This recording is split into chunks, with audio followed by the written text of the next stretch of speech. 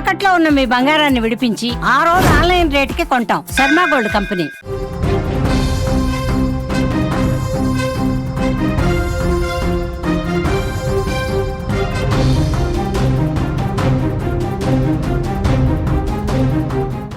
మరో big breaking news చూస్తున్నాం.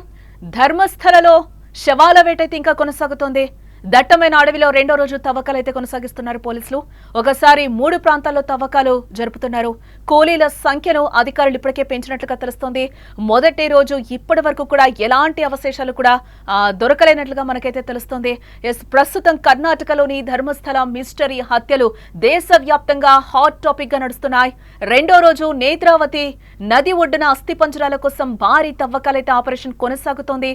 ఈ రోజు ఉదయం నుంచి కూడా సిట్టు బృందం దట్టమైన అడవిలో కీలక ఆధారాల కోసం తీవ్రంగా శ్రమిస్తోంది. నిన్న సాధారణ ప్రాంతాల్లో తవ్వకాలు జరుపుతూ ఉండడంతో 12 మంది కూలీలు మాత్రమే తీసుకెళ్లారు. బట్ ఈ రోజు ఒకేసారి 3 ప్రాంతాల్లో కూడా తవ్వకాలు చేపట్టినట్లుగా అయితే మనకి తెలుస్తోంది.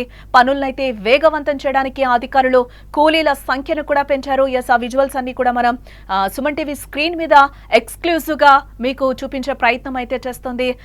ఎవరైతే విజిల్ బ్లోయర్ ఉన్నారో తనని తీసుకొని కూడా అక్కడి నుంచి పోలీసులు వెళ్తున్నారు. తను ఏదైతే ప్లేస్ చెప్పాడో నేత్రావతి నది వద్ద అయితే రెండో రోజు పోలీసులు అక్కడ తవ్వకాలను అయితే ముమ్మరం చేశారు. ఎలాంటి అవశేషాలు కూడా ఇప్పటి వరకు రెండో రోజు కూడా దొరకలేనట్లుగా, అంటే ఇప్పటి వరకు యాజ్ ఆఫ్ నౌ ఇప్పటి వరకు అయితే మనకి ఎట్లాంటి అవశేషాలు కూడా దొరకలేనట్లుగా కూడా తెలుస్తుంది. ఎక్స్క్లూజివ్ గా మీరు అక్కడ చూడొచ్చు. తను విజిల్ బ్లోయర్ అయితే ఒక సెక్యూరిటీ పర్పస్ తో ఆయన అయితే అక్కడి నుంచి తీసుకొస్తున్న విజువల్స్ అయితే మనకి క్లియర్ గా కనిపిస్తున్నాయి. ఈరోజు నేత్రావతి నది వద్ద అయితే ఈరోజు తవ్వకాలను అయితే ప్రారంభించారు పోలీసులు. ఎలాంటి అవశేషాలు దొరుకుతాయి అనే వేట అయితే ప్రస్తుతం అక్కడ కొనసాగుతుంది. ఇప్పటికే టోటల్ గా మనం చూస్తే నేత్రావతి తీరంలో 8 చోట్లయితే తవ్వకాలు ప్రారంభించినట్లుగా అయితే మనకి తెలుస్తోంది. ఒకటి హైవే పక్కన 4 ప్లేసెస్ అయితే పోలీసులు గుర్తించారు. అలాగే అజికూరు వెళ్లే దారిలో ఒకటి ఉన్నట్లుగా కూడా ఎవరైతే ఆయన ఉన్నాడో విజిల్ బ్లోయర్ చెప్పడం జరిగింది. దాంతో పాటుగా కన్నడిలో అయితే 2 స్పాట్స్ ని గుర్తించారు. టోటల్ గా 15 ప్లేసెస్ లో అయితే ఈ తవ్వకాలు జరపబోతున్నట్లు కూడా మనకి తెలుస్తోంది. అలాగే ఇక్కడ పాతిపెట్టని ఈ 15 ప్లేసెస్ లో అనేది కూడా పారిశుద్ధ్య కార్మికుడు అయితే వాళ్ళకి పోలీసులకి చెప్పడం జరిగింది. ఏ ప్లేసెస్ లో పాతి పెట్టాను అనే దీంట్లోనే ఈ రోజు పోలీసుల బృందం అయితే ఈ రోజు అక్కడంతా కూడా తనిఖీలు చేస్తున్న విజువల్స్ అయితే మనకి కనిపిస్తున్నాయి. అక్కడి నుంచి అయితే అందరూ కూడా ఆ విజిల్ బ్లోయర్ ఎవరైతే పారిశుద్ధ్య కార్మికుడు ఉన్నాడో తనని కూడా తీసుకుని వెళ్తూ కూడా అక్కడ విచారణ కొనసాగిస్తున్నారు. ఎక్కడ నేను శవాల్ని పాతి పెట్టానో ఆ ప్లేస్ కి వెళ్లి కూడా పోలీసులు తనని కూడా సెక్యూరిటీ దీంట్లో తీసుకువెళ్తూ కూడా అక్కడ తనిఖీలు చేస్తున్న విజువల్స్ అయితే మనకి కనిపిస్తున్నాయి. కాగా నిన్న కార్మికులు మామూలుగా నేలంతవ్వడానికి ప్రయత్నించారు. కానీ వర్షం కారణంగా అక్కడ నీరు నిలిచిపోయింది. నిన్న ముందుగా గుర్తించిన మొదటి స్థలంలో దాదాపు 15 అడుగుల వెడల్పు 8 అడుగుల లోతు వరకు కూడా తవ్వడం జరిగింది. కానీ అక్కడ ఇలాంటి అస్థిపంజర అవశేషాలు కానీ లేదా ఇతర భౌతిక ఆధారాలు కూడా కనిపించలేదని చెప్తున్నారు. అయితే సిట్టు బృందం మాత్రం ఆపరేషన్ ను ఇప్పటివరకైతే ఆపడం లేదు. తన ఆపరేషన్ అయితే కొనసాగిస్తూ ఉంది. నిజాలు బయటపడే వరకు కూడా తవ్వకాలు కొనసాగిస్తామని కూడా సిట్ అధికారులు చెప్తున్నారు. ఈ తవ్వకాల కోసం మొత్తం 12 మంది స్థానిక కార్మికులను కూడా ఇప్పటికే నియమించారు. ఇటు మొదటి రోజు తవ్వకాల్లో ఎలాంటి అవశేషాలు లభించకపోయినా కూడా సిట్టు బృందం మాత్రం పట్టు వదలటం లేదు. నిజాలు బయటపడే వరకు కూడా ఈ తవ్వకాలు జరుగుతూనే ఉంటాయని కూడా అధికారులు ఇప్పటికే స్పష్టం చేస్తున్నారు. బట్ అక్కడ కూడా ధర్మస్థలలో ఏం జరుగుతుంది అనే విషయంపై కూడా అక్కడ ప్రజల ఆసక్తిగా ఎదురు చూస్తున్నారు. అక్కడ తవ్వకాలు జరపడం కూడా కొంచెం కష్టంగా అధికారులకి మారినట్లుగా తెలుస్తోంది. ఏ చిన్న క్లూ కూడా అక్కడికి ప్రజలు వాలిపోతున్న సిచ్యువేషన్ కూడా అక్కడ మనకి కనిపిస్తుంది. ఏదైనా ఆధారాలు దొరుకుతాయేమో, ఇంత కాంట్రవర్షియల్ గా ఈ ధర్మస్థల ఇష్యూ మారిన నేపథ్యంలో అక్కడ వాళ్ళు కూడా ప్రజలు కూడా చాలా ఆసక్తిగా ఎదురు చూస్తున్నారు. ఏదైనా దొరుకుతుందేమని. ఇదే నేపథ్యంలో అక్కడ పోలీసులు కూడా అక్కడ తవ్వకాలు కానీ అక్కడ ఏదైనా చేయాలి అన్న కూడా ఆపరేషన్స్ కొంచెం కష్టతరంగా మారింది. అక్కడ ప్రజల్ని కూడా కంట్రోల్ చేయాలంటే చాలా ఇబ్బందికరంగా ఉంది అని కూడా పోలీసులు చెప్తున్న సిచ్యువేషన్స్ అయితే మనకు కనిపిస్తున్నాయి. ఈ రోజు ఉదయం 11 గంటల ప్రాంతంలో కూడా సిట్టు బృందం సాక్షి ఫిర్యాదుదారులతో కలిసి నేత్రావతి స్నాన ఘట్టాలకైతే చేరుకుంది. అంతకుముందు ఉదయం 10 గంటలకు బెల్తంగడిలోని సిట్ కార్యాలయానికి వచ్చి అవసరమైన ప్రక్రియలనైతే పూర్తి చేసుకున్నారు. ఈ సిట్టు బృందంలో ఐపీఎస్ అధికారి అనుచేత్, ఐపీఎస్ జితేంద్ర కుమార్, దయామా, అలాగే SP Simon, Puttur AC Stella Varghese అలాగే బెల్తంగడి తహసీల్దార్ పృథ్వీ సానికం కూడా ఉన్నారు. ఈ రోజు ఫిర్యాదుదారు గుర్తించిన రెండవ ప్రదేశంలో కూడా తవ్వకం జరుగుతోంది.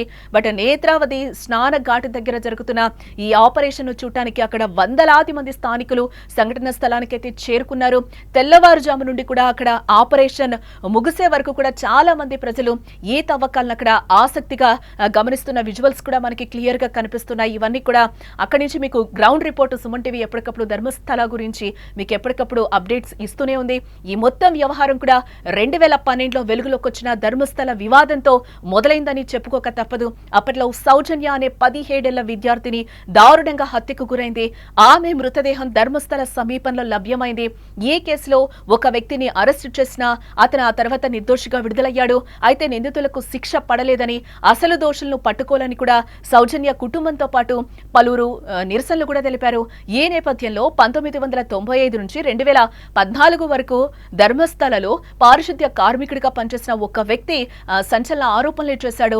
తాను వందలాది మృతదేహాలను కూడా దహనం చేయడంతో పాటు చాలా సవాళ్లను పూడ్చిపెట్టానని కూడా కొందరు బలవంతం చేశారని అతను ఈ జూలై నెలలో పోలీసులకు ఫిర్యాదు చేయడం జరిగింది. ఈ మృతదేహాల్లో ఎక్కువగా మహిళలు, మైనర్ బాలికలు ఉన్నాయని, వాటిపై లైంగిక వేధింపులు, యాసిడ్ దాడులు జరిగినట్లు కూడా అతను చెప్పడం జరిగింది. స్కూల్ విద్యార్థినులు, భిక్షగాళ్లు కూడా ఉన్నారంటూ కూడా తను సంచలన ఆరోపణలే చేశాడు. ఈ పూడ్చిపెట్టే ప్రక్రియను రహస్యంగా చేయాలని కూడా తనని చాలా సార్లు బెదిరించారు అని కూడా తను చెప్తున్నాడు. నేను ఒక వెనుకబడ్డ వర్గం కులానికి చెందినవాడు, అందుకే నన్ను బెదిరించారు అని కూడా తను చాలా సందర్భాల్లో చెప్పాడు పోలీసులకు. అలాగే నేత్రావతి నది ఒడ్డున మొత్తం 15 ప్రాంతాలను అతను ఇప్పటికే గుర్తించినట్టుగా చెప్పాడు. ఆ 15 ప్లేసెస్ కూడా మీకు ఇంకోసారి నేను చెప్పే ప్రయత్నం చేస్తాను. నేత్రావతి తీరంలో 8 స్పాట్స్ అయితే గుర్తించారు. తర్వాత హైవే పక్కన 4 ప్లేస్లు, అలాగే అజ్కూరు వెళ్లే దారిలో 1 అని కూడా పారిశుద్ధ్య కార్మికుడు చెప్తున్నాడు. కన్యాడి ప్రాంతంలో 2 స్పాట్స్ ఉన్నాయని కూడా చెప్తున్నాడు. టోటల్ గా 15 ప్లేసెస్ లో నేను నా చేతులతో పాతి పెట్టాను అని కూడా తను కొన్ని సంచలన ఆరోపణలే చేశాడు. అలాగే ఈ ధర్మస్థలలో ప్రత్యక్షంగా సుమన్ టీవీ ద్వారా మీరు చాలా విజువల్స్ ని మీకు అందించే ప్రయత్నం చేస్తుంది. అలాగే మీకు గ్రౌండ్ రిపోర్ట్ ని కూడా ఎప్పటికప్పుడు ధర్మస్థల ఇష్యూకి సంబంధించి కూడా అప్డేట్స్ ఇప్పటి వరకు కూడా మీకు సుమన్ టీవీ అందిస్తూనే ఉంది. ఎస్, డెడ్ బాడీస్ ని వెతికే పనిలో అక్కడ అందరూ కూడా ఈ రోజు పోలీసులు రెండో రోజు నిమగ్నమైన పరిస్థితులు అయితే మనకి కనిపిస్తున్నాయి. ఇదే నేపథ్యంలో 1995 నుంచి 2014 వరకు కూడా మిస్ అయిన డెడ్ బాడీస్ కూడా ఉన్నాయి అని కూడా ఆ పారిశుద్ధ కార్మికుడు చెప్పాడు. దాని గురించి కూడా ఈరోజు పోలీసులు వెతికే పనిలో ఉన్నట్లు కూడా తెలుస్తోంది. కర్ణాటకలోని దక్షిణ కన్నడ జిల్లాలో ప్రముఖ పుణ్యక్షేత్రం ధర్మస్థలలో అనేక దారుణాలు చోటు చేసుకున్నట్టుగా కూడా ఒక దళిత పారిశుద్ధ కార్మికుడు ఫిర్యాదులు ఇచ్చిన నేపథ్యంలోనే ఈ ఇష్యూ ఒక సంచలనంగా మారిందని చెప్పుకోవచ్చు.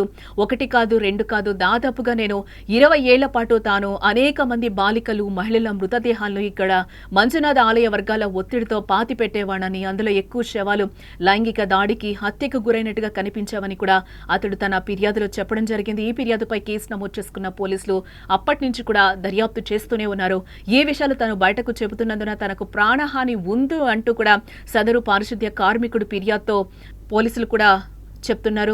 పోలీసులకు తన ఫిర్యాదులో కూడా చెప్పడం జరిగింది. ఇతడు ధర్మస్థల ఆలయంలో పనిచేసేవాడు. నిత్యం మహిళలు, బాలికల మృతదేహాలను తనకు అప్పగించి వాటిని పూడ్చిపెట్టాలని ఆదేశించేవని కూడా అంటున్నాడు. చాలా శవాలపై లైంగిక దాడికి గురైనట్లు కూడా స్పష్టమైన ఆనవాళ్లు కనిపించేవని పేర్కొన్నాడు. వాటిని పూడ్చిపెట్టడం లేదా కాల్చివేయడం చేయకపోతే తనను, తన కుటుంబాన్ని కూడా చంపేస్తామని బెదిరించేవారని, ఇష్టం వచ్చినట్టు కొట్టేవారని కూడా ఆ ఫిర్యాదుదారుడు చెప్తూ ఉన్నాడు. నేను ఒక తక్కువదిగా భావించే కులంలో పుట్టాను. ధర్మస్థల ఆలయంలో పారిశుద్ధ్య కార్మికుడిగా 1995 నుంచి 2014 డిసెంబర్ వరకు కూడా నేను పనిచేశాను. మొదట్లో ఆలయానికి సమీపంలోని నేత్రావతి నది వద్ద శుభ్రం చేసే పనుల్లో ఉండేవాణ్ణి. ఆ తర్వాత నన్ను భయానక నేరాలకు, సాక్ష్యాలను మాయం చేసే పనికి ఉపయోగించారని కూడా తను ఫిర్యాదులో పేర్కోవడం జరిగింది.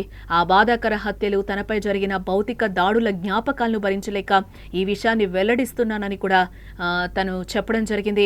అనేక మంది పురుషులను, మహిళలను, బాలికలను లైంగిక దాడి చేసి చంపిన ఘటనలపై తక్షణమే దర్యాప్తు చేయాలని కూడా అతడు ఆ ఫిర్యాదులో కోరడం జరిగింది. తన కుటుంబంతో సంబంధం ఉన్న ఒక బాలిక సూపర్వైజర్లతో లింక్ ఉన్న ఒక వ్యక్తి తనపై లైంగిక దాడి చేశాడని చెప్పిన తర్వాత 2014లో తాను ధర్మస్థలి వదిలి పారిపోయానని, పొరుగు రాష్ట్రంలో బతుకుతున్నానని, తరచూ ఇల్లు మార్చేవానని కూడా అతడు చెప్తున్నాడు.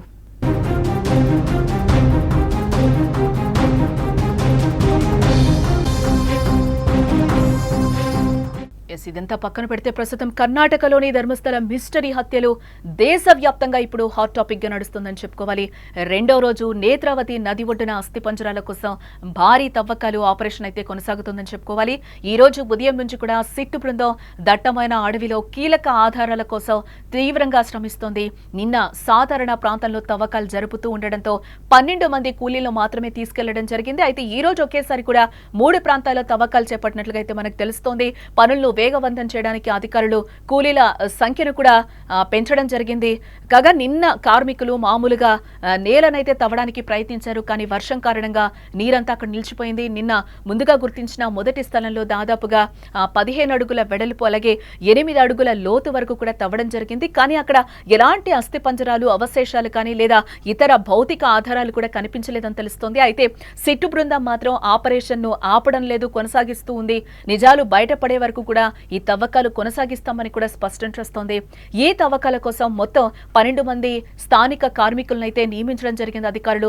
మొదటి రోజు తవ్వకాల్లో ఎలాంటి అవశేషాలు కానీ లభించకపోయినా సిట్టు బృందం మాత్రం పట్టు వదలటం లేదు. నిజాలు బయటపడే వరకు కూడా ఈ తవ్వకాలు జరుగుతూనే ఉంటాయంటూ కూడా అధికారులు ఇప్పటికే స్పష్టం చేసిన విషయం మనకు తెలిసిందే. అందులో భాగంగానే రెండో రోజు అక్కడ అవశేషాల కోసం తవ్వకాలు అయితే ప్రారంభించారు. మరింత మంది కూలీలను అయితే ఈ రోజు పెంచడం జరిగింది. బట్ మొన్న జరిపిన తవ్వకాల్లో అయితే ఎటువంటి అవశేషాలు అయితే ఇప్పటి వరకు బయటపడలేదు అని కూడా అధికారులు చెప్తున్నారు. ఈ రోజు ఏమైనా దొరుకుతాయేమో అని చెప్పి ఆ పారిశుద్ధ కార్మికుడు ఏదైతే ఎక్కడైతే ఒక స్పాట్ చెప్పాడో నేత్రావతి నది వద్దకైతే ఈ రోజు అదే విచారణ కొనసాగించేందుకు అక్కడికి వెళ్లారు. ఇందులో భాగంగానే నేత్రావతి నది వద్ద అయితే తవ్వకాలైతే ప్రారంభించారు కొంతమంది కూలీలతో. ఈ రోజు ఉదయం 11 గంటల ప్రాంతంలో సిట్టు బృందం సాక్షి ఫిర్యాదుదారులతో కలిసి నేత్రావతి స్నానఘట్టాలకైతే చేరుకుంది. అంతకుముందు ఉదయం 10 గంటలకు బెల్తంగడిలోని సిట్ కార్యాలయానికి వచ్చి అవసరమైన ప్రక్రియలైతే పూర్తి చేసుకున్నారు వారు. ఈ సిట్ బృందంలో ఐపీఎస్ అధికారి అనుచేత్, ఐపీఎస్ జితేంద్ర కుమార్ దయామ, అలాగే SP Simon Puttur, AC Stella Varghese, Belthangady tahsildar Prithvi స్థానికం కూడా ఉన్నట్లుగా తెలుస్తుంది. ఈ రోజు ఫిర్యాదుదారు గుర్తించిన రెండవ ప్రదేశంలో తవ్వకాలైతే జరుపుతున్నారు అధికారులు. నేత్రావతి స్నాన ఘాట్ దగ్గర జరుగుతున్న ఈ ఆపరేషన్ చూడడానికి కూడా వందలాది మంది స్థానికులు సంఘటన స్థలానికి చేరుకున్నారు. ఆ విజువల్స్ అన్ని కూడా మనకి సుమన్ టీవీ స్క్రీన్ మీద అయితే కనిపిస్తుంది. బట్ అక్కడ ఎక్కువగా గుంపులుగా ప్రజలు కూడా అక్కడున్న వాళ్ళందరూ కూడా అక్కడికి చేరుకోవడంతో కొంచెం కష్టతరంగా మారినట్లుగా కూడా తెలుస్తోంది. అక్కడ తవ్వకాలు జరపడానికి కూడా అక్కడ ప్రజలు కూడా ఏం జరుగుతుంది, ధర్మస్థలలో ఎటువంటి అవశేషాలు కానీ భౌతికాయాలు కానీ బయటపడతారా, అస్థిపంజరాలు కానీ ఇట్లాంటివి ఏవైనా బయటపడతాయా అనే దీంతో అక్కడ కూడా వాళ్ళు వెయిట్ చేస్తున్న పరిస్థితులు అయితే మనకి కనిపిస్తున్నాయి. ఎక్కడైనా కూడా వాళ్ళ తవ్వకాలు మొదలు పెడుతుంటే అక్కడ కూడా చాలా ఈగర్గా వాళ్ళు అక్కడ వెయిట్ చేస్తున్నారు. ఏమైనా దొరుకుతాయా, దీనికి సంబంధించి సాక్ష్యాలు ఆ పారిశుద్ధ్య కార్మికుడు చెప్పేవన్నీ నిజమేనా ఏంటి అనే దిశలో కూడా వాళ్ళందరూ అక్కడ వెయిట్ చేస్తున్నారు. ఏమైనా దొరుకుతాయి అని చెప్పి ఈ నేపథ్యంలోనే అక్కడ అధికారులు కూడా తవ్వకాలు చేయడం కూడా చాలా కష్టతరంగా మారింది. అక్కడ ప్రజల్ని కంట్రోల్ చేయడం కూడా అక్కడ అధికారుల వల్ల కావడం లేదని కూడా తెలుస్తోంది. తెల్లవారుజాము నుండి కూడా ఆపరేషన్ ముగిసే వరకు చాలా మంది ప్రజలు ఈ తవ్వకాలను ఆసక్తిగా అక్కడ గమనిస్తున్నారు. అలాగే ఈ మొత్తం వ్యవహారం 2012లో వెలుగులోకి వచ్చిన ధర్మస్థల వివాదంతోనే మొదలైందని చెప్పుకోవచ్చు. అప్పట్లో సౌజన్య అనే 17 ఏళ్ల విద్యార్థిని దారుణంగా హత్యకు గురైన విషయం మనకు తెలిసిందే. ఆమె మృతదేహం ధర్మస్థల సమీపంలో లభ్యమైంది. ఈ కేసులో ఒక వ్యక్తిని అరెస్టు చేసిన అతను తర్వాత నిర్దోషిగా విడుదలైపోయాడు. అయితే నిందితులకు శిక్ష పడలేదని, అసలు దోషులను పట్టుకోవాలని కూడా సౌజన్య కుటుంబంతో పాటు పలువురు నిరసనలు కూడా తెలిపారు. అప్పట్లో ఈ నేపథ్యంలో 1995 నుంచి 2014 వరకు కూడా ధర్మస్థలిలో పారిశుద్ధ్య కార్మికుడిగా పనిచేసిన ఒక వ్యక్తి సంచలన ఆరోపణలు చేయడం ఇప్పుడు గమనార్హం. తాను వందలాది మృతదేహాలను దహనం చేయడంతో పాటు చాలా శవాలను పూడ్చిపెట్టాలని కొందరు నన్ను బలవంతం చేశారని అతను ఈ జూలై నెలలో పోలీసులకైతే ఫిర్యాదు చేశాడు. ఈ మృతదేహాల్లో ఎక్కువగా మహిళలు, మైనర్ బాలికలవి ఉన్నాయి. వాటిపై లైంగిక వేధింపులు అలాగే యాసిడ్ దాడులు జరిగినట్లు కూడా అతను చెప్పడం జరిగింది. స్కూల్ విద్యార్థినులు, భిక్షగాళ్లు కూడా ఇందులో ఉన్నారు అని కూడా అతను చెప్తున్నాడు. ఈ పూడ్చిపెట్టే ప్రక్రియను రహస్యంగా చేయాలని కూడా తనను బెదిరించినట్లుగా వెల్లడించాడు. నేత్రావతి నది ఒడ్డున మొత్తం 15 ప్రాంతాలనైతే అతను గుర్తించడం జరిగింది.